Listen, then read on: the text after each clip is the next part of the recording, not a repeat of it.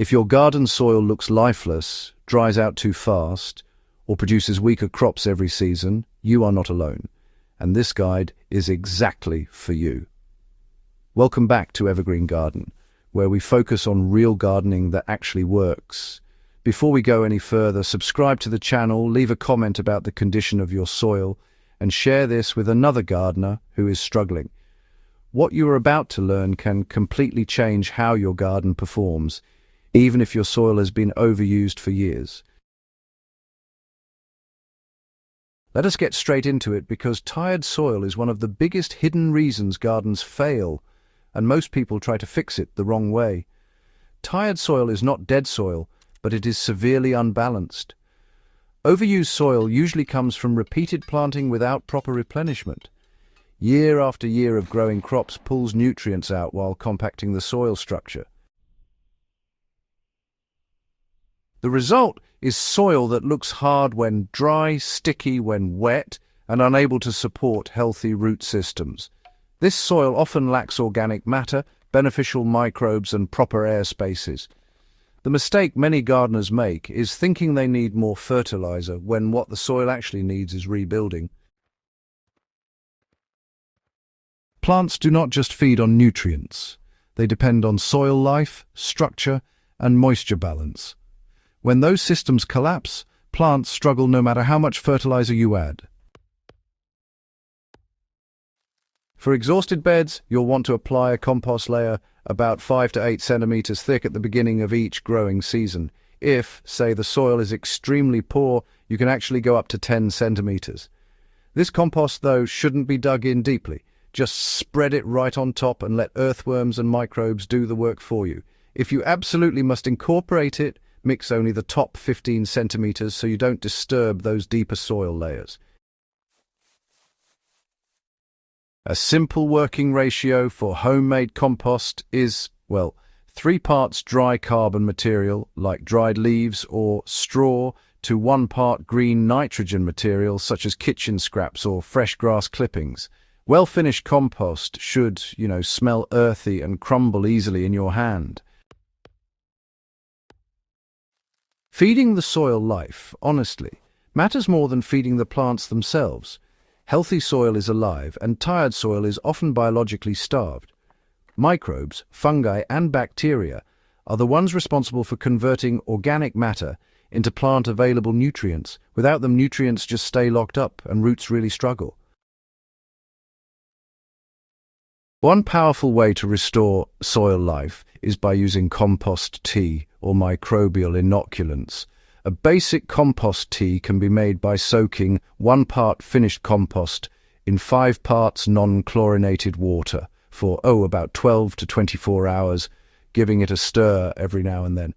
This liquid can be applied directly to the soil around plants every 2 to 3 weeks during the growing season.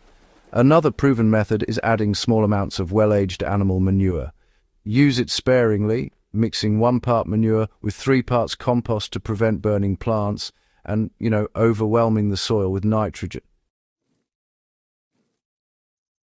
Covering the soil is how you stop further damage. Bare soil is vulnerable soil. Sun bakes it, rain compacts it, and nutrients just wash away. One of the simplest ways to revive tired soil is to keep it covered at all times.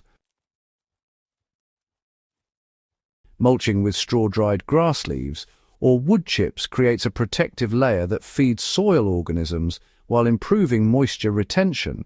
Apply mulch 5 to 7 centimeters thick around crops, but do keep it a few centimeters away from plant stems to avoid rot.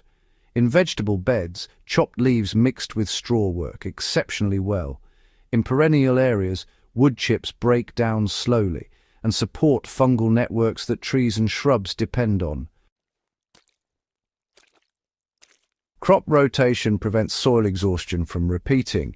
Growing the same crops in the same place year after year drains specific nutrients and encourages pests. Tired soil often reflects poor rotation practices. Rotate crops based on plant families. For example, follow heavy feeders like tomatoes and cabbages with legumes such as beans or peas. Legumes fix nitrogen into the soil, naturally restoring fertility. A simple rotation cycle is heavy feeders in year 1, light feeders in year 2, soil builders in year 3, then back to heavy feeders. Even in small gardens, rotating crops between beds or containers makes a noticeable difference within 2 seasons. Deep compaction must be corrected carefully and gradually. Overused soil is often compacted, preventing roots from penetrating deeply. This limits water access and nutrient uptake. Avoid aggressive tilling, which damages soil structure and microbial life. Instead, use a garden fork or broad fork to gently loosen soil to a depth of 20 to 30 centimeters. Rock the tool back slightly without turning the soil over. Do this once or twice a year, ideally before adding compost. Over time, organic matter and root growth will keep the soil open naturally. Rotate crops based on plant families. For example, follow heavy feeders like tomatoes and cabbages with legumes such as beans or peas. Legumes fix nitrogen into the soil, naturally restoring fertility. A simple rotation cycle is heavy feeders in year 1, light feeders in year 2, soil builders in year 3, then back to heavy feeders. Even in small gardens, rotating crops between beds or containers makes a noticeable difference within 2 seasons. Deep compaction must be corrected carefully and gradually. Overused soil is often compacted, preventing roots from penetrating deeply. This limits water access and nutrient uptake.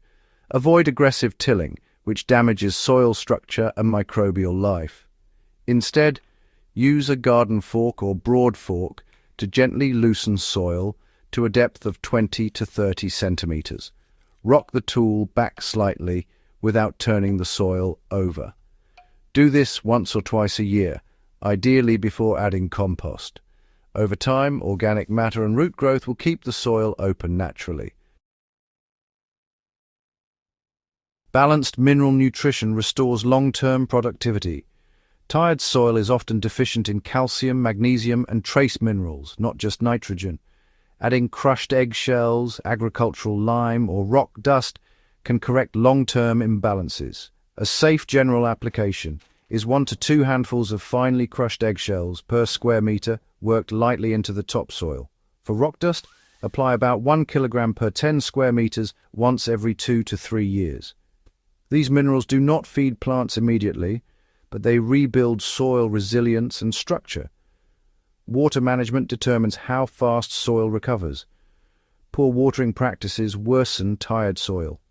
Frequent shallow watering encourages shallow roots and surface compaction. Instead, water deeply and less often. A good rule is watering until the top 20 centimeters of soil are moist, then allowing the surface to dry slightly before watering again. Mulch helps maintain this balance. Healthy soil should feel cool and crumbly when squeezed, not muddy or powdery. Expect gradual transformation, not instant miracles. Soil recovery takes time, but results appear faster than most gardeners expect. Within 1 season, plants become more vigorous. Within 2 seasons, soil texture improves. Within 3 seasons, productivity often exceeds what the garden produced at its peak. Consistency is the secret.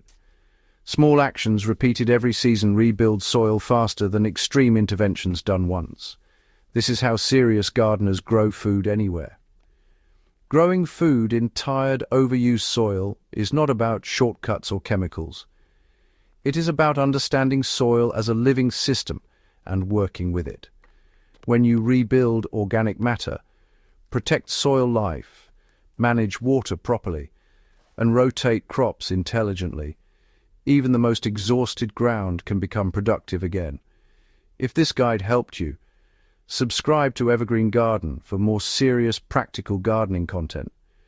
Share this with another gardener who thinks their soil is beyond saving, and leave a comment telling us what condition your soil is in right now. Together, we grow better gardens, season after season. Evergreen Garden.